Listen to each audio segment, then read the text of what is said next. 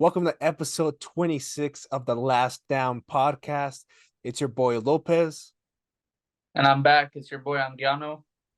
Last week I had to film a lone episode because Anguiano traveled to this historic stadium here.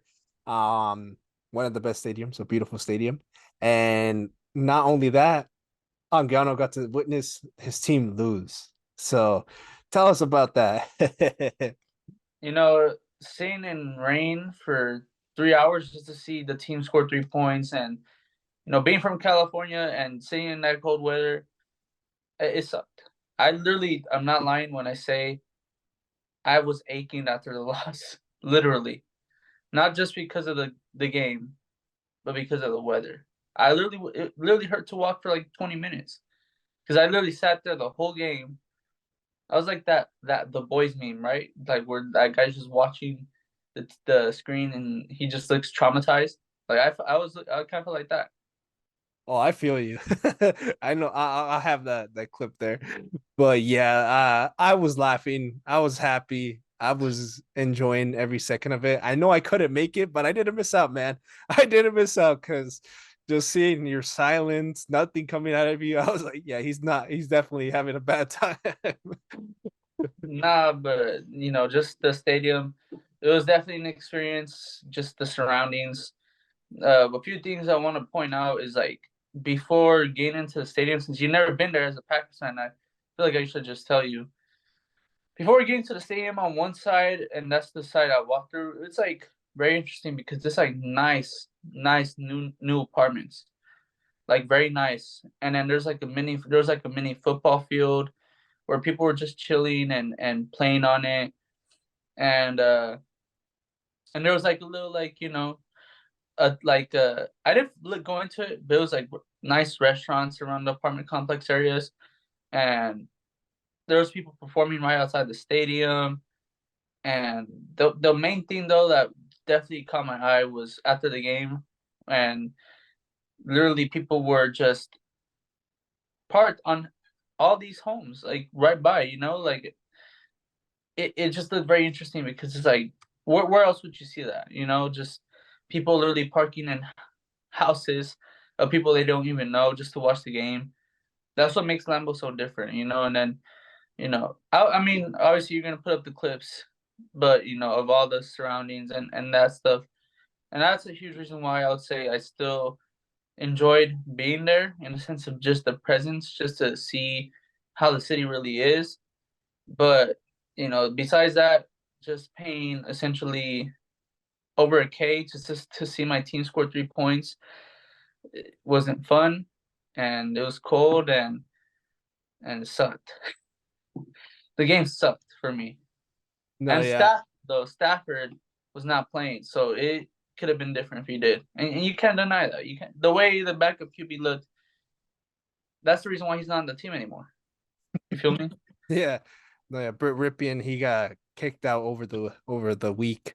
But yeah, I said last week, I said I wouldn't be surprised if Matthew Stafford got benched or he's just sat out because you don't want to risk an injury, especially with the rain forecast that was kind of looming over it.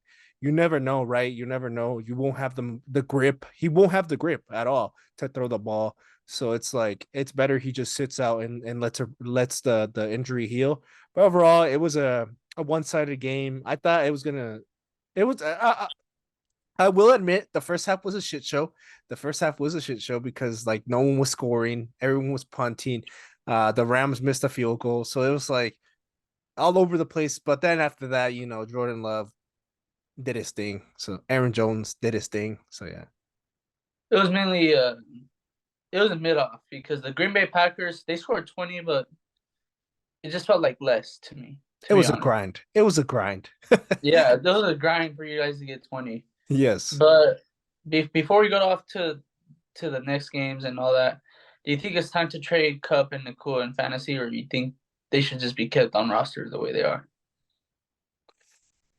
It's a very interesting thing. And I think they shouldn't trade Nakua.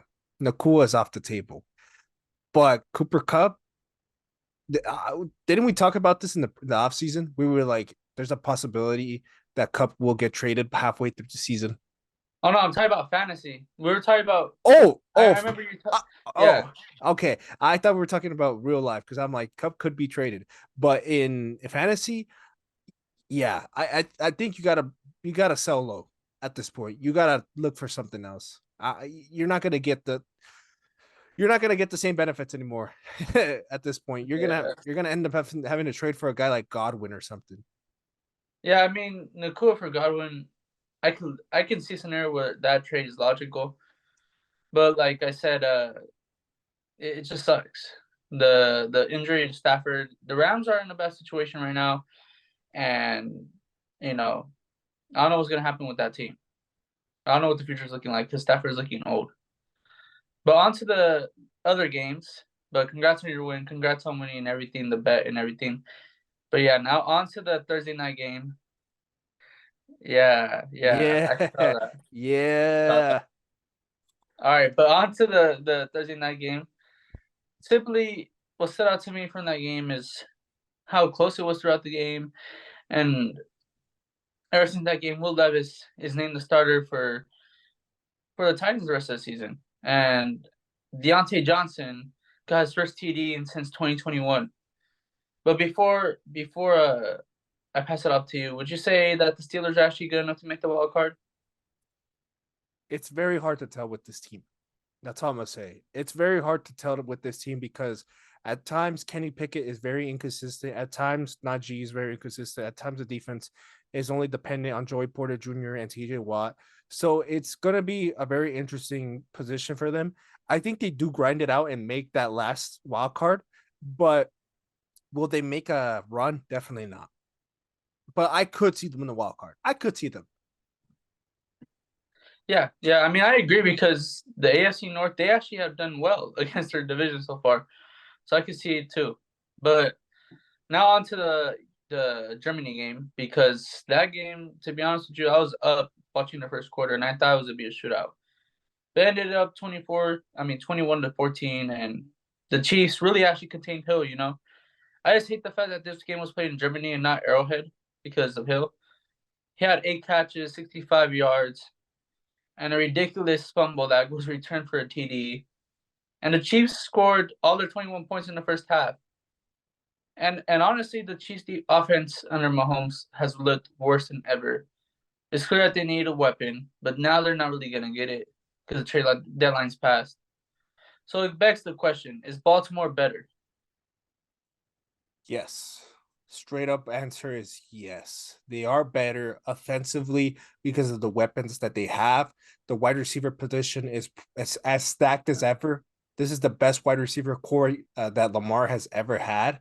And then the running back position is very, very stacked. Gus Edwards, Keaton Mitchell, and I forgot the last guy. Edwards, right? Or am I wrong? No, Hill. Hill, But just I wouldn't really say so. I feel like the first two, especially what Mitchell did, which we'll yeah. touch on a little more. No, but what I'm And saying is that there's depth. There the team has depth, and they're gonna if Lamar. Okay, so Lamar needs to stay healthy. That's number one. Lamar has to stay healthy. If Lamar stays healthy, this team is instantly better than the Chiefs and could make a deep run. I agree. I agree. And maybe Lamar gets that MVP, but he needs to start stat padding for that to happen because he's for sure on a team that's good enough to make it happen. Well, I want to say about the Germany game is that the Dolphins are getting exposed by the weak. I just don't think they're good at this point. They might not make it. They might not make it deep in the playoffs. To be honest, like that, I can see them getting bounced in the wild card if they get placed against someone like the Bengals or someone like the Ravens. You know, Wait. You say you can see them beating them? no, I'm seeing bounced in the wild card round. Oh, okay. Yeah. I can see that too, actually. Um, If they don't win the NFC, I mean the AFC East, they might just get bounced to the wild card if they go against a team like the Bengals or a team like the not the Chiefs, the Bengals or the Ravens. Ravens. Yeah, yeah, yeah. I I agree. I agree. I mean, I do think though that they're a team that for sure looks playoff bound though, at minimum still. But yeah, I feel like this game though pretty much shows that that the Chiefs are not number one, even though they're the one seed technically right now. They're not the number one team in the AFC. But going on to another team, another game that I would say still caught my attention in a sense because it's the Patriots and Commanders, and Patriots are now the pretty much 2-7. And do you think the Pats are the worst team in the league? I mean, yeah, I mean, I think I've said it for the last couple of weeks that they are the worst team, and that the Bill Belichick narrative is.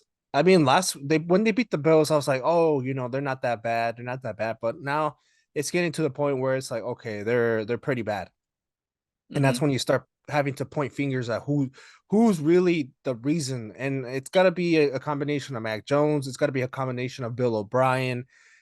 The offense is lackluster. Juju Smith Schuster hasn't done anything. Ezekiel hasn't done anything. Like the best guy is Demario Douglas now with Kendrick Bourne now. So it's like Yeah. team is at a standstill. And I want to ask you, do you think that it's time for them to tank for Caleb? Yes. Yes. Big time. But that's if Caleb decides to leave college, which he might because of the way he was crying after that Washington loss. But that's a different situation there. But No, I think before, if it's New England at the number one pick, you got to go. No, no question. I think Caleb has to go. With a guru I, like Belichick, I he's never had a mobile quarterback. That's the thing. He's never had a mobile quarterback. he has Cam Newton. Nah, but Cam Newton was washed. Cam Newton was washed Okay, by yeah, that's fair. That's fair. That's fair. That's fair. so it's gonna be very interesting, but we'll see. We'll see. The Patriots could get the sweepstakes. But one more last thing on that game, I do think Sam Howell's the answer.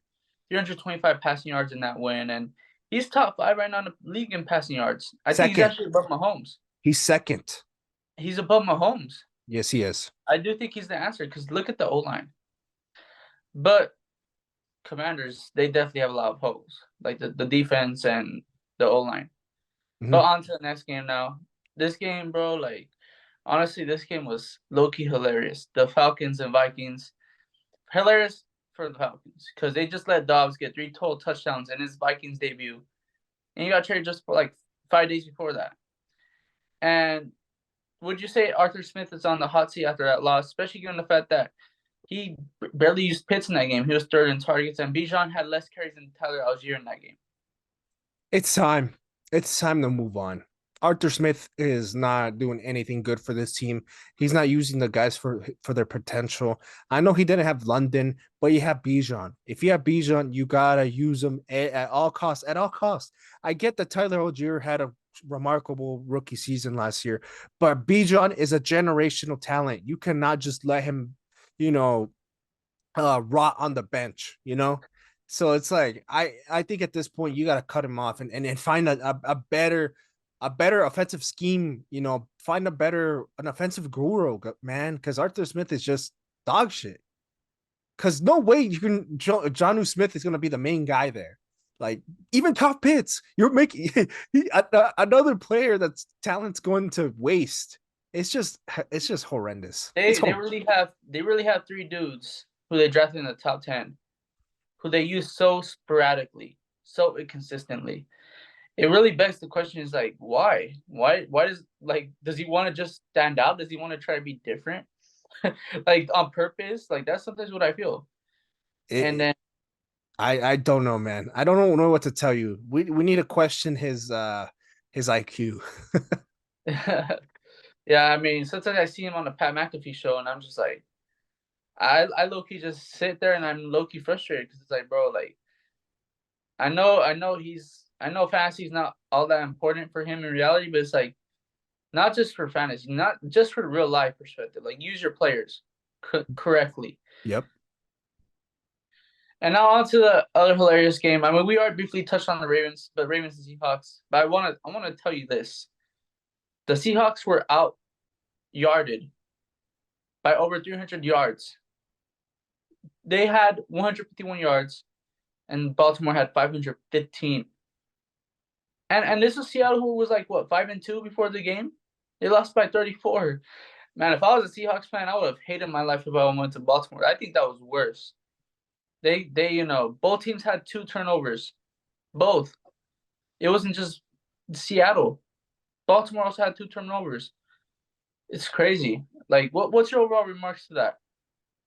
I'm gonna add it up at the end of this video when I edit it, but I want to see how much they outscored the Lions and the Seahawks together, because my God, they are picking apart the top NFC teams like nothing.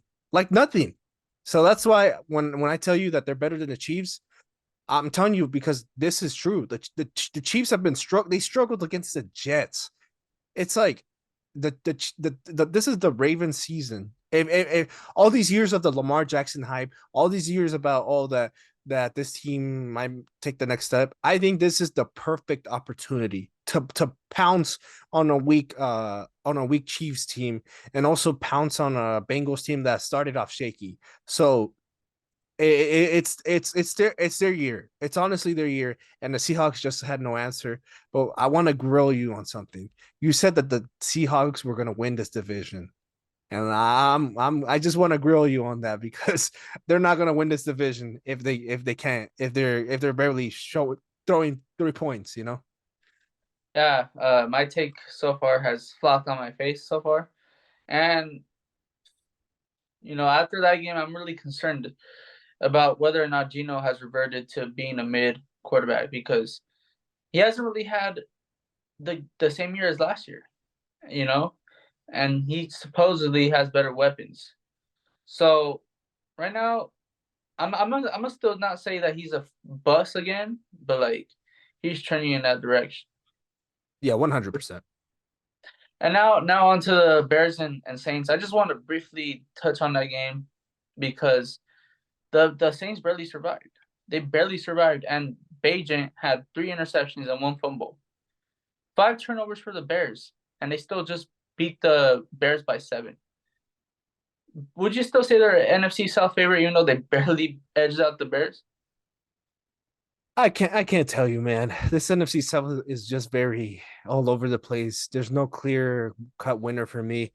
Like hell, the Falcons could still make a run if I'm being honest. It's like I just don't know, man. I just don't know what to tell you. I haven't been paying attention to the NFC South except for the Falcons, except for the Buccaneers.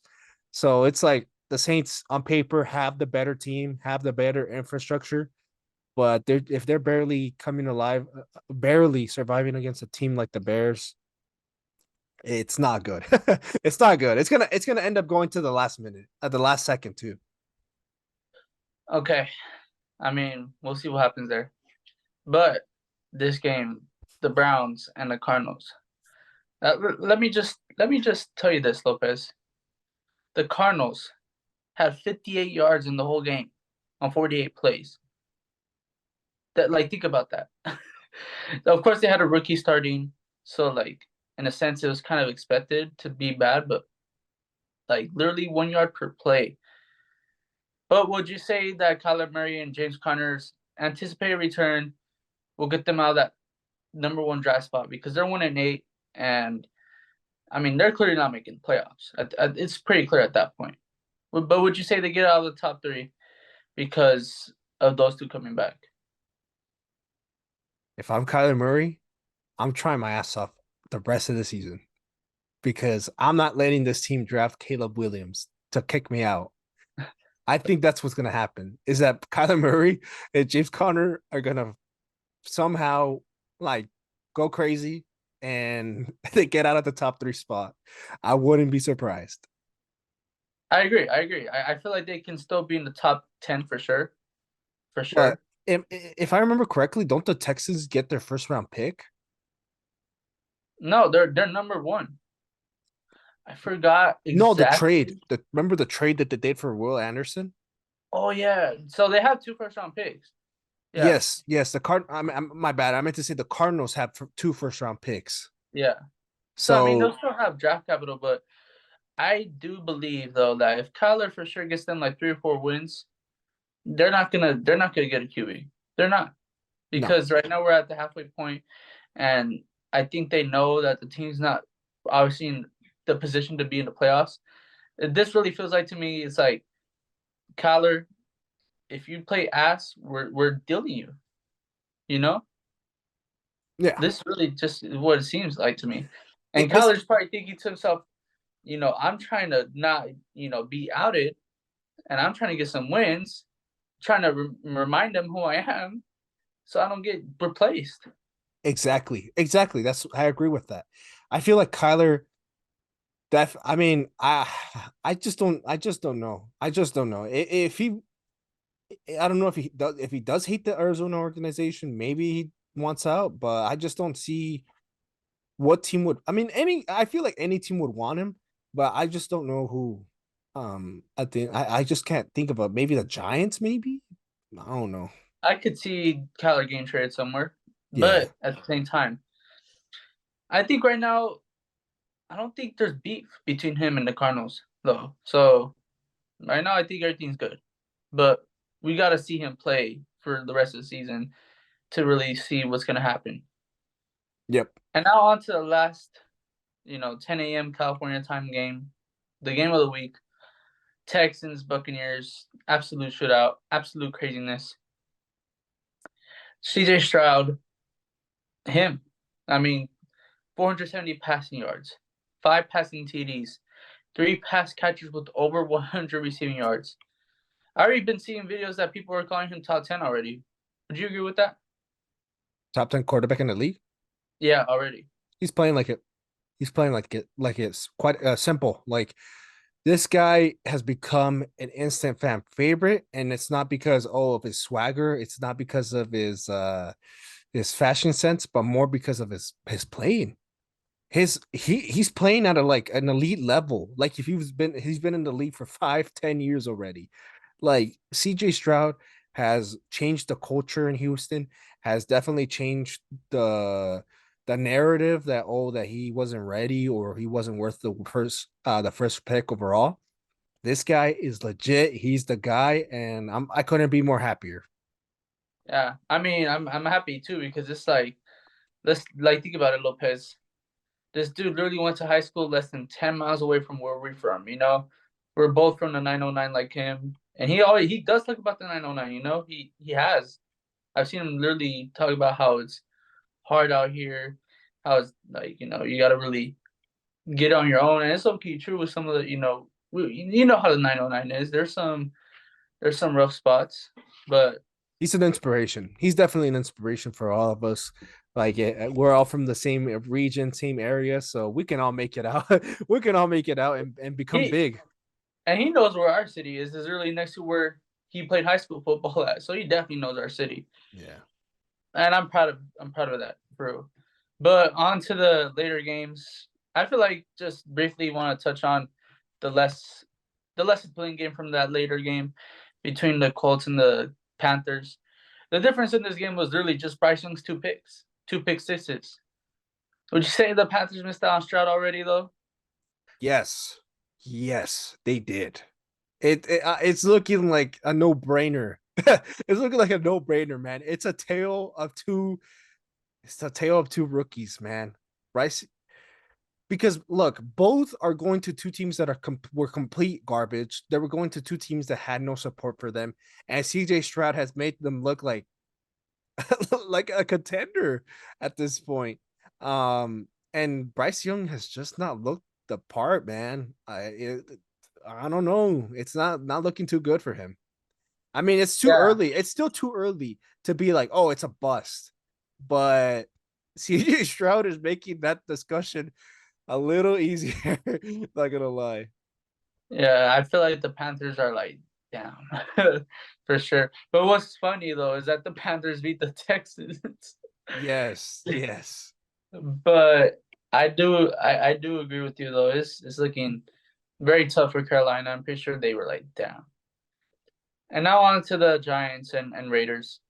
That's the main takeaway for me was that Daniel Jones, might look like tore his ACL and is out for the season. And it begs the question: they're 2-7. Will they draft a QB? Will they just straight up replace him?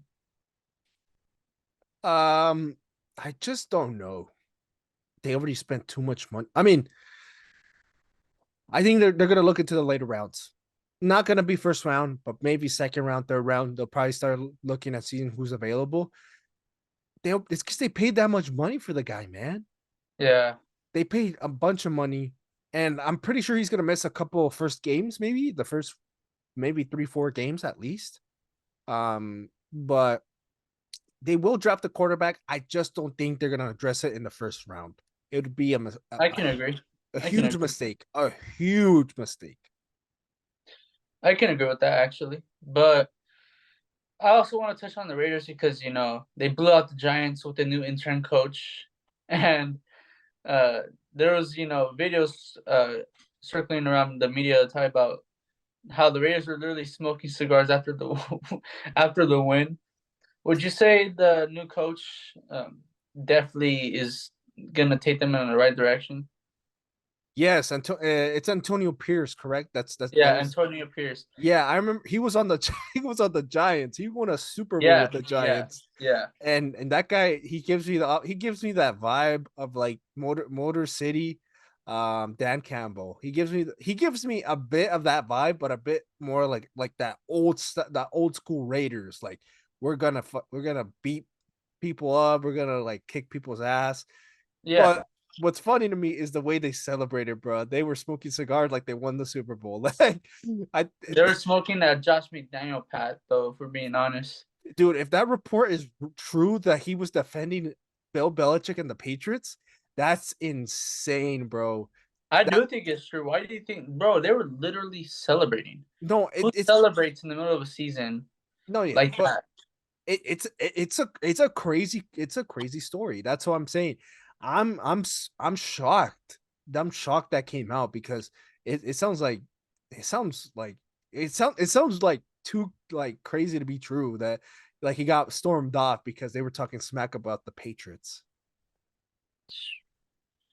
Yeah, I mean, all in all, though, I clearly feel like a lot of those Raider players hated McDaniel for sure.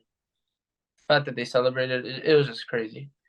But another game, the last game in the late window before the Sunday night one, the Eagles and Cowboys. That game was very good, bro. Like it was very close. And this time around, Dak didn't look mid. 3 touchdowns despite the loss. Lamb also got pretty much 200 receiving yards, and they really just lost essentially because Dak stepped out on a 2 point conversion, and Fra, who I think it was Ferguson, maybe barely did not get that touchdown. I don't know if you saw that at the goal line. Barely didn't get that touchdown. I did. I didn't get to watch the game, which I hate because I worked on Sunday night, so I couldn't watch it. And it was a banger of a game for sure. That was a banger. And no, yeah, I saw it. The Cowboys were so close, and Dak is looking pretty solid again. Um, so maybe this is a change of the guard. Maybe he heard all the what's it called, all the rumors, all the Mm-hmm. people, the criticism. So he's playing a lot better. CD Lamb's looking like a top 5 wide receiver. But the Eagles are the Eagles. You're not going to stop AJ Brown. You're not going to stop Swift. You're not going to stop Devonta. The only guy that they unfortunately stopped was Dallas Goddard, who got pretty banged up. Yep. But even with Dallas Goddard on IR, would you say the Eagles are the best team in NFL right now? Um, yeah, I mean they're winning games, and I criticized them. I will say I was like they don't look like a 7-1 team, and then or I was like they don't look like a 7-1 team. They don't look like an 8-1 team. And every week they just prove me wrong. The offensive line is what can I say? That team, there's like only small little issues with that team. Like I can't find any like major issues. They addressed it in the trade deadline. So it's like this team again, it's their year. If they want to win it all, this is their year. I could have sworn I said Eagles and Ravens for the Super Bowl, and I think it's starting to clearly align because I know ball. I don't know. I can double check it, but I do think I actually said Eagles and Ravens. I forgot what I said. I might have said Eagles Chiefs again. But on to the last 2 games. First one, the Bills and the Bengals.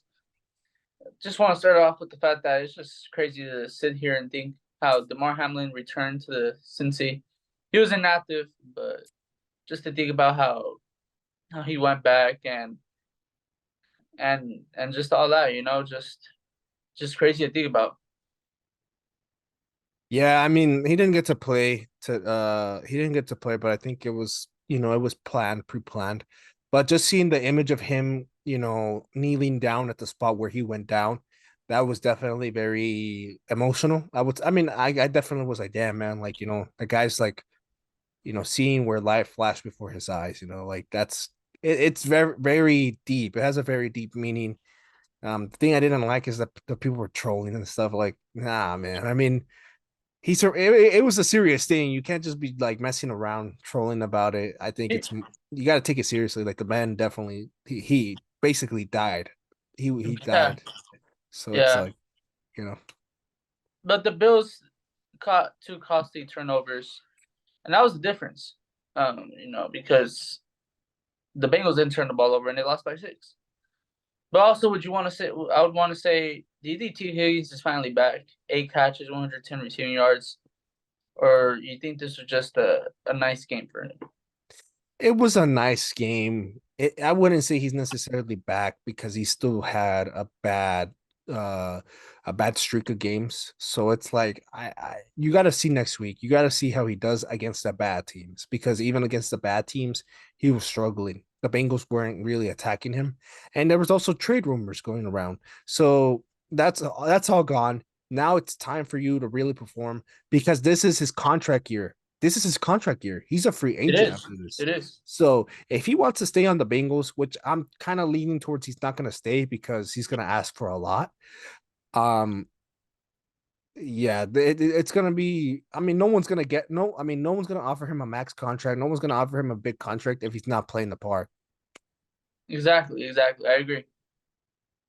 And I don't think he's gonna stay with the Bengals either. I think realistically, they're gonna pay Chase. You know, he's clearly the one, the true one. But on to the last game, Chargers and Jets. Chargers D line for sure just went crazy. 7 sacks, 3 fumbles. It really just looked like they were just way better than the Jets. Simple. And I don't know if you saw, but Aaron Rodgers was throwing before the game like 40, 50 yards. What do you think about him really attempting to come back? It's all hype. It's all just, him saying that because that's how Aaron rolls. He just kind of just says stuff out of it. Like, he just says stuff. He just rambles. So I just think that it's not gonna happen. The likelihood is very low. An Achilles injury is not something that you can come back in like a couple of months. It's like you need to take your recovery very seriously. Very seriously. You might have the best doctors, the best therapy sessions, but in reality, no, it's not gonna happen. But the Jets are just looking completely lost. They gotta shut it down completely. They gotta shut it down. I don't think they're gonna make a run at this point. Wilson is just not good. Wilson's just not good. I I don't. I mean, I agree with you that Wilson's not that good, but I think it's the O line too. I'm not gonna just sit there and fully put it on Wilson. And if I gotta be honest with you, for sure he's improved. I'm not gonna sit here and say that he's a starting QB, but he's improved. But the O line for sure is also bad. So there's a few clear holes, and given how the AFC looks, yeah, no, they're probably gonna get 6 wins and that's it. Yeah. But overall, that pretty much wraps up that week.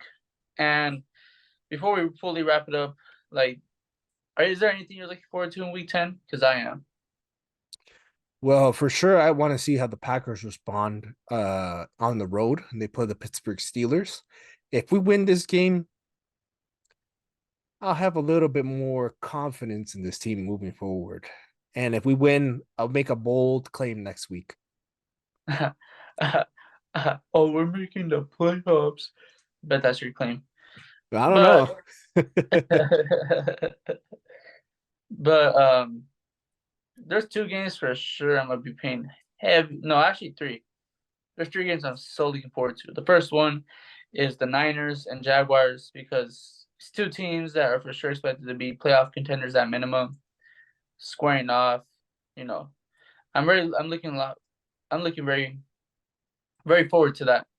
And I don't know. It might be a close game because it's in Jacksonville. So I really want to see if after the bye weeks for both teams that if they if they look better or worse, if they Right. adjusted, Right. Right. Right. and all that. Second game, Texans and Bengals. After what CJ Stroud just did, I am for sure paying attention to that. Because if he beats the Bengals, all of a sudden, my mouth is like this. Like if he beats the Bengals at that point, I do think that they are not just fighting for a wild card; they're fighting for the division. Especially if they go in there in Cincinnati and just absolutely outduel Joe Burrow, who looks normal now. And the third and last game is the Cardinals and Falcons. Because I'm putting it in this perspective. If Kyler beats the Falcons, you know, it's like, okay, how good are the Cardinals with Kyler? And it's also like, Arthur, you're dumb. You're dumb.